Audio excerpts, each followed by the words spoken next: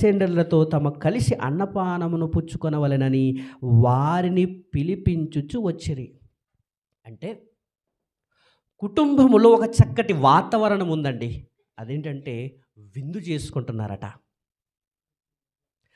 ఈరోజు కుటుంబాలు కలిసి మెలిసి ఉండాలంటే ఉండవలసింది ఏంటంటే విందు. చూడండి, మన ప్రాంతీయ సాంప్రదాయాల ప్రకారంగా మన ప్రాంతంలో ఏవైనా చిన్న పండుగలు చేస్తున్నారనుకోండి, పండుగలు చేసేటప్పుడు బంధువులను, అన్నదమ్ములను, తెలిసిన వారిని, కావలసిన ప్రతి వారిని పిలిచి వారిని ఏం చేస్తుంటారు? విందు చేస్తారు. విందు చేయటం వల్ల వారిలో ప్రేమానురాగాలు పెరుగుతాయి, వారిలో సత్సంబంధాలు పెరుగుతాయి, వారు ఎక్కువగా కుటుంబముతో కలిసి ఉండడానికి వీలుంటుంది. ప్రభునందు ప్రేమైన దేవుని వల్లరా ఇక్కడ ఆ కుటుంబం అంతా ఏం చేసుకుంటున్నారంటే అతని కుమారులందరూ వంతుల చొప్పున అనుదినము ఒకరినొకరు తమ తమ ఇండ్లలో విందు చేయనై కూడినప్పుడు అంటున్నాడంటే విందు చేయటానికి వాళ్ళందరూ కూడుకుంటున్నారట. విందు వల్ల మనం నేర్చుకోవాల్సింది ఏంటంటే కుటుంబ బంధాలు మనం నిలుపుకోవాలి, లేదా పరిశుద్ధులతో సత్సంబంధము కలిగి ఉండాలి, వారితో కలిసి ఉండాలి అంటే ఉండవలసింది ఏంటంటే విందు.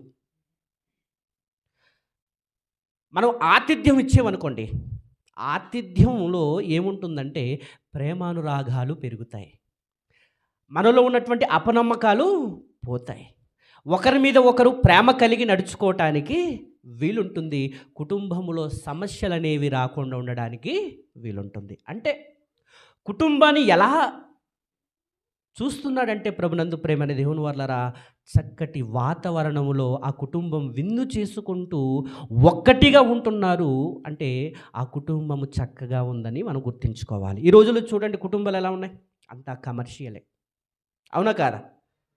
అంత కమర్షియలే. ఎలా మారిపోయిందంటే ఈరోజు కుటుంబాలు అన్నదమ్ముల మధ్య కానీ, బంధువుల మధ్య కానీ, లేదా స్నేహితుల మధ్య కానీ మనం ఆలోచన చేసి పరిశీలన చేయగలిగితే ఏం జరుగుతుందంటే అంత కమర్షియలే, ఆర్థిక బంధాలే. నేటి కుటుంబ బంధాలన్నీ ఆర్థిక సంబంధాలతోనే ముడిపడుతున్నాయి. కానీ 30-50 సంవత్సరాలకు వెనక వెళితే మన పూర్వీకులు ఏమీ లేకపోయినా, కట్టుకోవడానికి లేకపోయినా, తినడానికి లేకపోయినా, ఏమి లేకపోయినప్పటికీ వారు ఎలా ఉండేవారంటే కుటుంబ బంధాలను నిలుపుకునేవారు, ఆర్థిక పరిస్థితులను చూసుకునేవారు కాదు. ఎవరైనా మన ఇంటికి వచ్చారనుకోండి, వారిని నిజంగా ఆ ఆతిథ్యం ఇచ్చేది చూస్తే ఆశ్చర్యపోవచ్చు. మనకు సంబంధించిన కాని వ్యక్తి, తెలియని వ్యక్తి మన ప్రాంతం వచ్చినా వారిని ఏం చేస్తాం మనం చెప్పండి? మీరు ఎక్కడి వారు, ఏంటి వారు, ఎందుకు వచ్చారు ఇక్కడ, ఇవంతా అడిగి ఎవరైనప్పటికీ వారిని పిలిచి ఏం చేస్తాం చెప్పండి?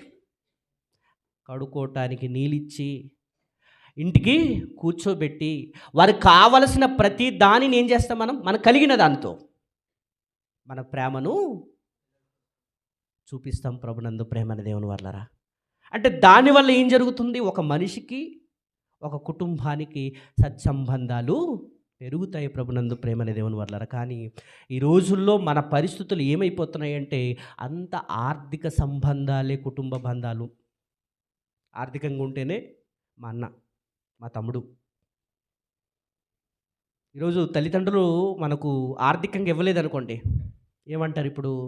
నీ గర్భమున నేను ఎందుకు పుట్టాను, నేను గనక ఆ ఉన్నవాని గర్భములో పుట్టుంటే బావుణ్ణు, నీ గర్భాన పుట్టి నేను ఇంత బాధ అనుభవిస్తున్నానని తల్లిదండ్రులు ద్వేషించేవారు ఉన్నారు, బంధువులకు దూరం అయిపోయేవారు ఉంటారు, గ్రామానికి దూరం అయిపోయేవారు ఉంటారు. ఇలాంటి పరిస్థితుల్లో ప్రభునందు ప్రేమైన దేవుని వల్లరా బంధాలు నిలబడతాయా? ఒకసారి ఆలోచన చేయండి. కానీ యోబు గారి యొక్క కుటుంబ వాతావరణాన్ని చూడగలిగితే ఆ కుటుంబం ఎలా ఉందంటే చక్కటి సత్సంబంధాలు కలిగి ఉంది. విందు చేసుకుంటున్నారంటే అర్థం ఏంటి చెప్పండి? అవునా కాదా?